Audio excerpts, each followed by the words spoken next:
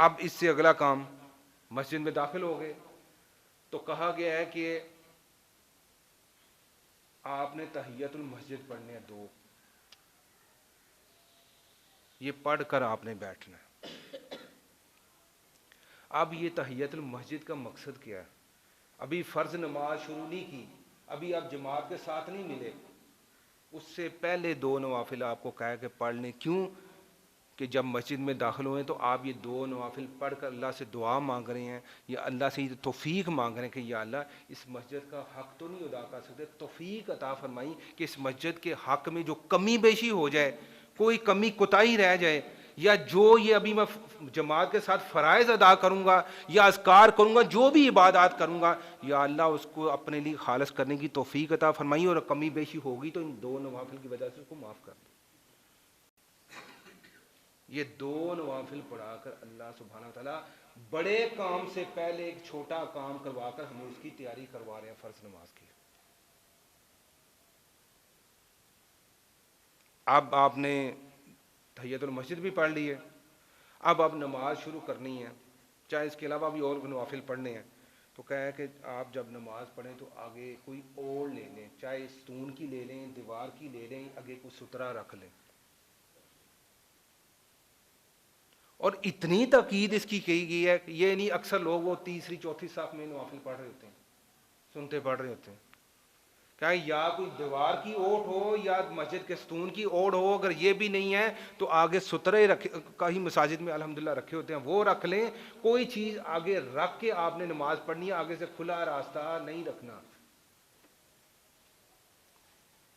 और आप तो नमाज पढ़ने लगे हैं, लेकिन गैर नमाजी को कहा गया है कि तुम्हें अब अगर हदीस का मफहूम है, अगर 40 दिन 40 हफ्ते या 40 साल भी इंतजार करना पड़े तो नमाजी के आगे से नहीं गुजरना।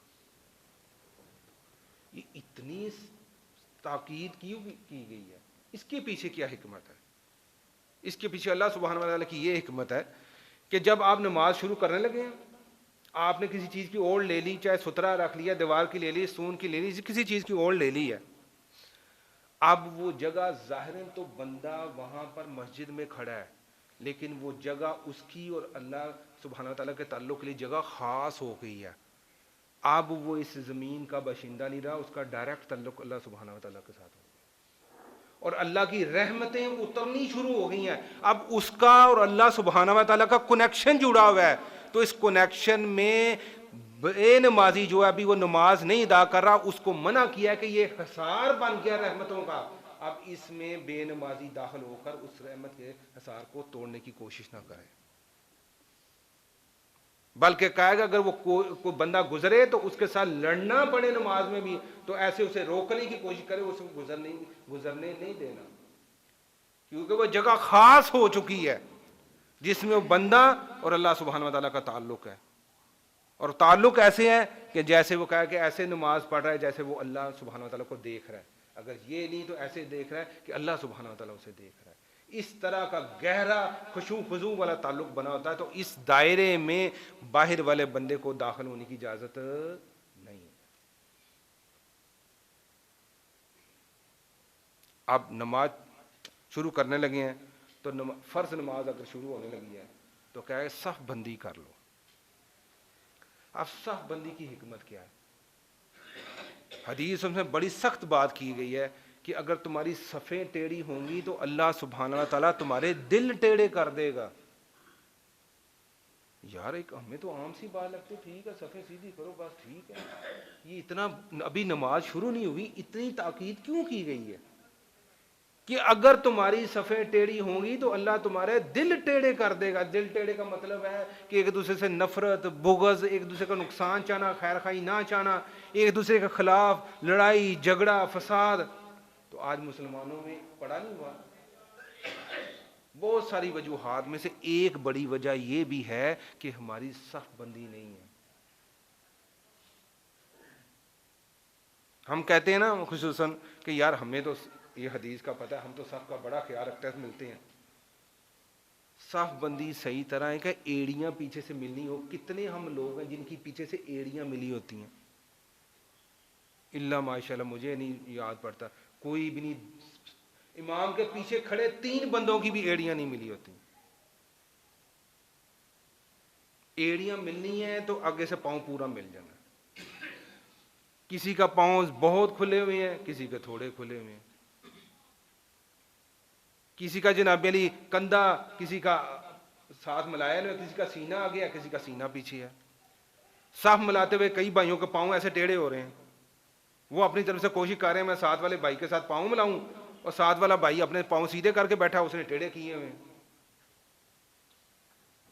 इतनी खराबी है और इतनी ताकीद की गई है कि अल्लाह सुब्हानहू व तआला दिल टेढ़े कर देगा अगर तुम्हारी सफ़े दुरुस्त नहीं है।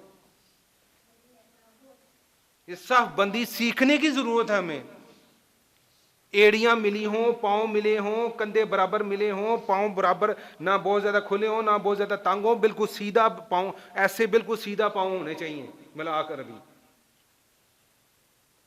लेकिन इसकी तरफ कोई ध्यान नहीं दिया जा रहा। तो बहुत सारी वजूहात और भी होंगी। तो सबसे ज्यादा लड़ाई किस जगह पर होती है? हमारी मसाजिद में होती है। मेरे ख्याल में सबसे ज्यादा लड़ाई मसाजिद में होती है, कहीं और बैठकर नहीं होती। कभी मौलवी पर चढ़ाई शुरू हो गई है, कभी आपस में लड़ना शुरू कर दिया है, कभी लाइट कम है, कभी पंखा तेज है, कभी फलां चीज़ ठीक नहीं है, फलां चीज़ ठीक नहीं है, इस पर इंतज़ाम नहीं हो रहा, ये इंतज़ाम सही नहीं चाह रहा, ये खराबी, ये खराबी, ये खराबी। लंबी लिस्ट है मसाजिद में लड़ाई के सिवा तरबियत का कोई पहलू ही नहीं है। बहुत सारी वजूहात होंगी, लेकिन एक वजह ये है कि हमारी सफ बंदी नहीं है। अब इसकी हिकमतें बहुत सारी होंगी, चंद आपके सामने रखता हूँ। ये सफ बंदी पर इतना जोर क्यों दिया गया? पहली बात, सफ कब बनती है? मिसाल के तौर पर हम कहते हैं भाई असर का टाइम जनाब अली 3:30 पौने 4 बजे जमात का टाइम है। मिसाल के तौर पर जूं ही घड़ी पर घड़ी पूरा टाइम होगा तो सफ़ें दुरुस्त होनी शुरू हो जाएंगी। तो पहला सबक हमें यह मिलता है कि मुसलमान ने वक्त की पाबंदी करनी है। सबसे बड़ी कमी हम मुसलमानों में ये है। लोग हैं जो अपनी ज़िंदगी में वक्त की पाबंदी करते हैं, लोगों को टाइम देते हैं या बताते हैं तो वहाँ पर टाइम पर पहुँच जाते हैं। इसको तो हम समझते नहीं, ये भी कोई काम है, ये भी कोई सोचने वाली बात है। और रोज़ाना 5 औकात में नमाज का टाइम मुख्तस करके हमें ये बात समझाई जा रही है कि इतने बजकर इतने मिनट हो जाएं तो फ़ौरन से पहले सफ़ें दुरुस्त करके नमाज की तैयारी शुरू कर दी है। हमें वक्त की पाबंदी समझाई जा रही है। जो गोरे करते हैं और ऑब्जेक्शन मुसलमानों पर करते हैं कि ये देखो ये यार इनको वक्त का कदर ही नहीं है। दूसरी बात, सफ बंदी बनाकर हमें एक उम्मत होने का पैगाम दिया जा रहा है। ये कहा गया कि चलो जी तुम्हारा अकीदा दुरुस्त है, को जिसका अकीदा दुरुस्त ना हो वो आ जाए तो उसे साफ में खड़ा नहीं करना। ये कहीं कुरान और हदीस में मसला है। बल्कि मुनाफिकीन सबसे पहली सफ में आकर खड़े होते थे ताकि पता ना चल जाए कि हम मुनाफिक हैं। तो सहाबा कराम ये तो नहीं कहते थे ए 2-4 विचों मुनाफिक इन्होंने पीछे करो, इन्होंने नाल असी नहीं खलोना है। मुनाफिक काफिर से भी ज्यादा खतरनाक होता है।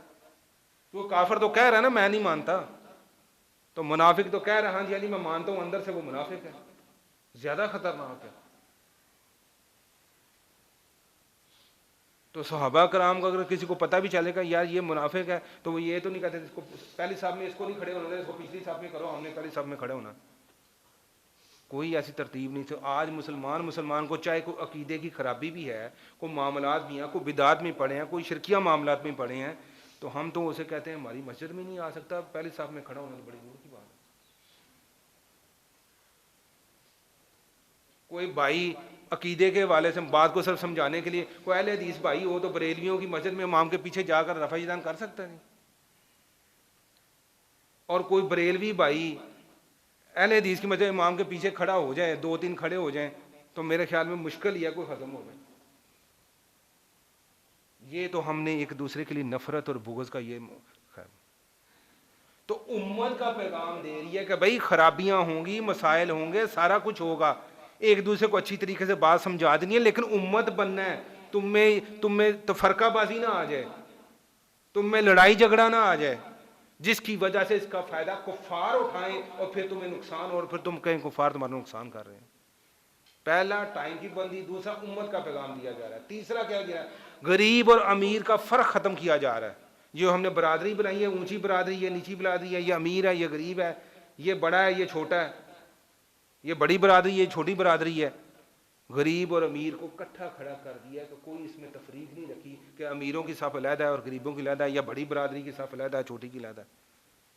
ये बरादरी, ये तफरका, ये चीज़ें निकालने के लिए सबको एक साथ में खड़ा कर दिया। ये साफ बंदी हमें पैगाम दे रही है, क्या इससे ये सबक हासिल करने की कोशिश की हमने?